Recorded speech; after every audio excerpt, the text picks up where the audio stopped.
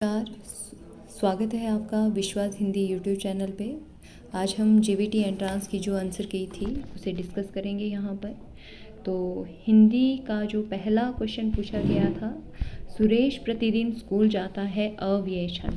सुरेश प्रतिदिन स्कूल जाता है, तो इसमें हमने अव्यय छांटना है। ऑप्शन है आपके पास स्कूल, ऑप्शन बी है सुरेश, ऑप्शन सी है प्रतिदिन और ऑप्शन डी है जाना। अब आपको पता होना चाहिए कि अव्यय क्या होते हैं। तो अव्यय ऐसे शब्द होते हैं जिनमें लिंग वचन के आधार पर परिवर्तन नहीं होता है। जिन शब्दों में लिंग और वचन के आधार पर परिवर्तन नहीं होगा वो शब्द कहलाते हैं आपके अव्यय शब्द। अब इसमें कौन सा ऐसा शब्द है जिसमें लिंग वचन के आधार पर परिवर्तन नहीं हो रहा है? तो हमारे पास जो ऑप्शन सी दिया गया है प्रतिदिन, तो प्रतिदिन शब्द हमारे पास एक अव्यय शब्द है। तो फर्स्ट क्वेश्चन का राइट आंसर हो जाएगा ऑप्शन सी प्रतिदिन। नेक्स्ट क्वेश्चन है दूसरा, अंबर का अनेकार्थी शब्द नहीं है। तो ऑप्शन है आपके पास, ऑप्शन ए है छाया, ऑप्शन बी है वस्त्र, ऑप्शन सी है आकाश और ऑप्शन डी है कपास। तो अंबर का जो अनेकार्थी शब्द है, अब अनेकार्थी शब्द वे शब्द होते हैं जिन शब्दों में शब्द एक होता है और अर्थ उसके बहुत सारे होते हैं, वे होते हैं आपके अनेकार्थी शब्द। इसमें आपका जो राइट आंसर हो जाएगा वो है आपका छाया। ऑप्शन ए यहाँ पर ठीक हो जाएगा, क्योंकि वस्त्र, आकाश और कपास अंबर के ही अनेकार्थी शब्द हैं। नेक्स्ट क्वेश्चन की ओर चलते हैं। नेक्स्ट क्वेश्चन है हमारे पास क्वेश्चन नंबर 3, अनिश्चयवाचक सर्वनाम का उदाहरण नहीं है। तो आपको पता होना चाहिए कि अनिश्चयवाचक सर्वनाम क्या होता है। जिससे हमें किसी निश्चित वस्तु का बोध नहीं हो पाता है वो होता है अनिश्चयवाचक सर्वनाम। तो यहाँ पर ऐसा जो सर्वनाम है वो है हमारे पास कुछ। ऑप्शन सी यहाँ पर राइट आंसर हो जाएगा। नेक्स्ट क्वेश्चन की ओर चलते हैं। नमक हलाल होना मुहावरे का अर्थ है। नमक हलाल होना मुहावरे का अर्थ है। तो यहाँ पर नमक हलाल होना मुहावरे का अर्थ होता है कृतज्ञ होना। जो किसी के उपकार को मानता है या जो नमक हलाल होता है वो उसे कहते हैं कृतज्ञ। नेक्स्ट क्वेश्चन है हमारे पास क्वेश्चन नंबर 5। क्वेश्चन नंबर 5 है हमारे पास, शीला ने सेब खाया, क्रिया का भेद बताइए।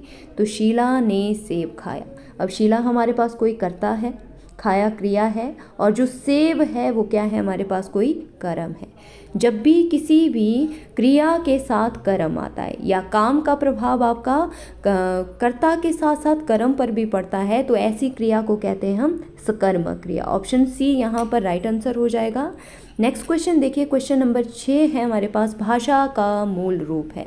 तो आपको पता ही होगा जो भाषा के हमारे पास रूप है वो 3 है, मौखिक, लिखित और सांकेतिक। इसमें जो मूल रूप होता है हमारे पास मौखिक। तो ऑप्शन सी यहाँ पर राइट आंसर हो जाएगा आपका। नेक्स्ट क्वेश्चन देखिए, क्वेश्चन नंबर 7, ऊष्म व्यंजन का उदाहरण है। अब ऊष्म व्यंजन क्या होते हैं? ऐसे व्यंजन जिन व्यंजनों का उच्चारण करने में मुंह से ऊष्मा निकलती है उन्हें कहते हैं हम ऊष्म व्यंजन। ये होते हैं हमारे पास 4, श, श, स, ह। तो यहाँ पर जो ह है, ह यहाँ पर दिया गया है तो राइट आंसर हो जाएगा यहाँ पर ह। ऊष्म व्यंजन का जो उदाहरण है वो है हमारे पास ह। नेक्स्ट क्वेश्चन की ओर चलते हैं। नेक्स्ट क्वेश्चन है हमारा, व्यंजन के साथ स्वर जिस रूप में मिला होता है उसे स्वर की कहते हैं, उसे स्वर की कहा जाता है मात्रा।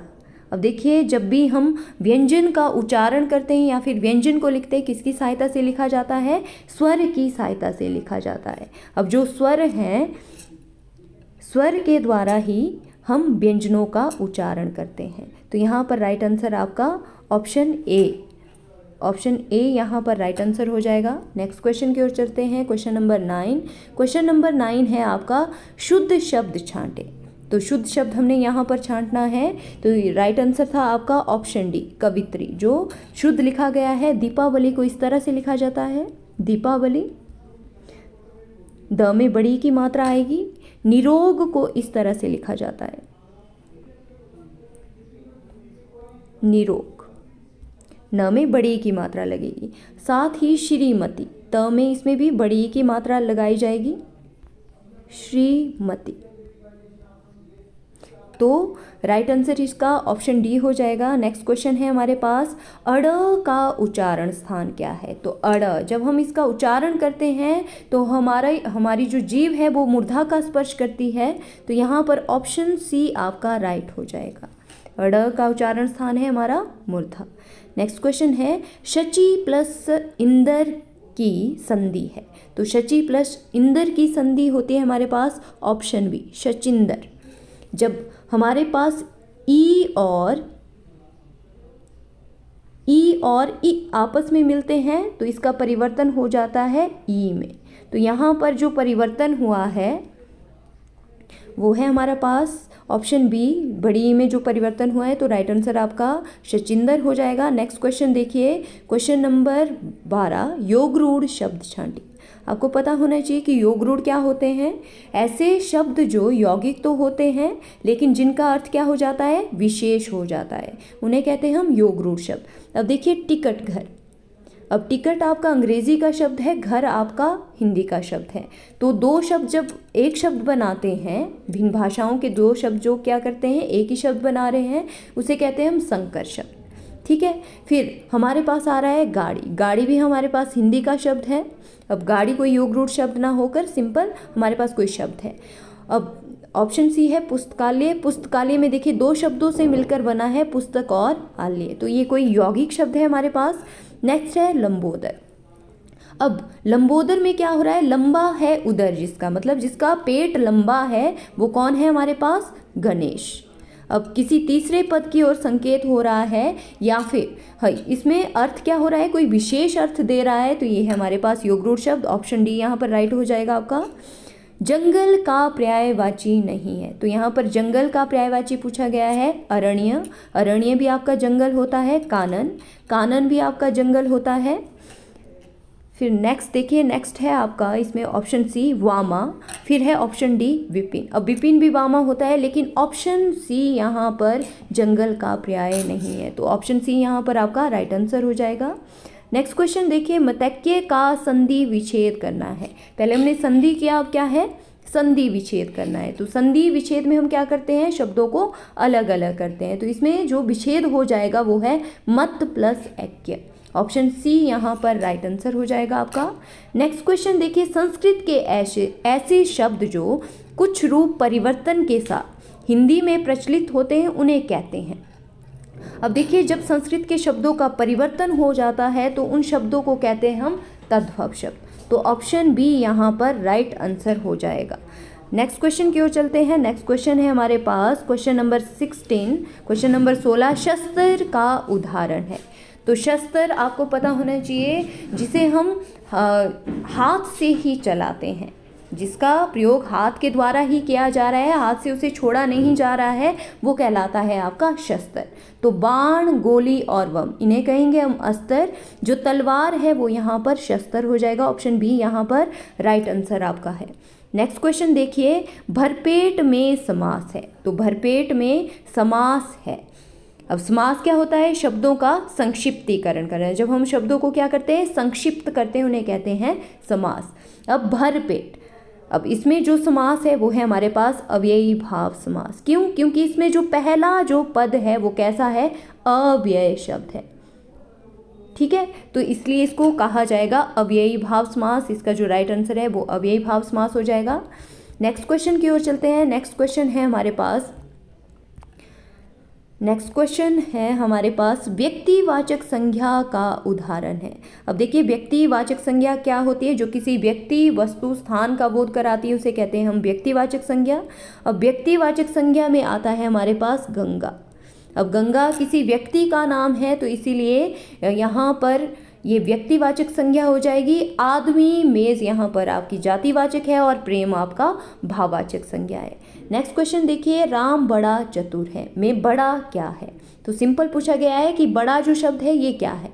तो बड़ा शब्द है हमारे पास यहाँ पर प्रविशेषण।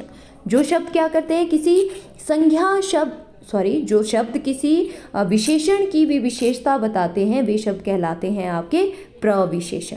तो यहाँ पर राइट आंसर था आपका ऑप्शन सी, राइट आंसर हो जाएगा ये। नेक्स्ट क्वेश्चन देखिए, बेचम्मच से खाना खाते हैं कौन सा कारक है।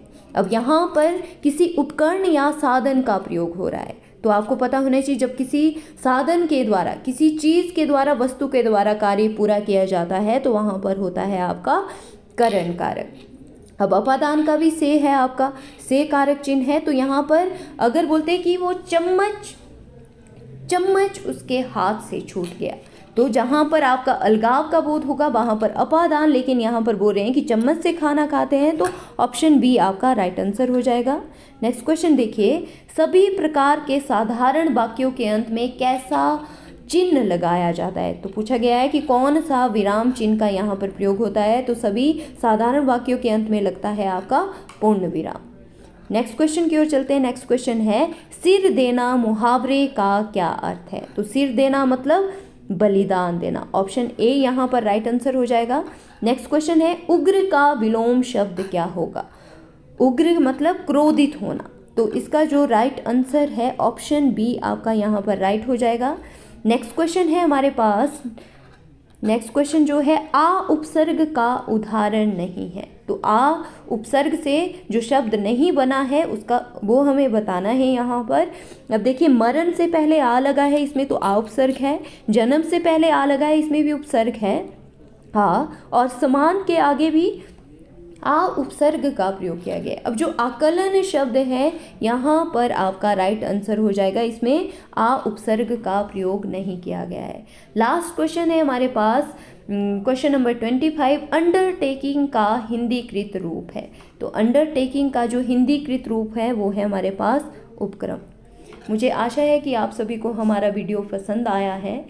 अगर वीडियो अच्छा लगा हो तो प्लीज़ लाइक, शेयर, सब्सक्राइब करना ना भूलें। धन्यवाद।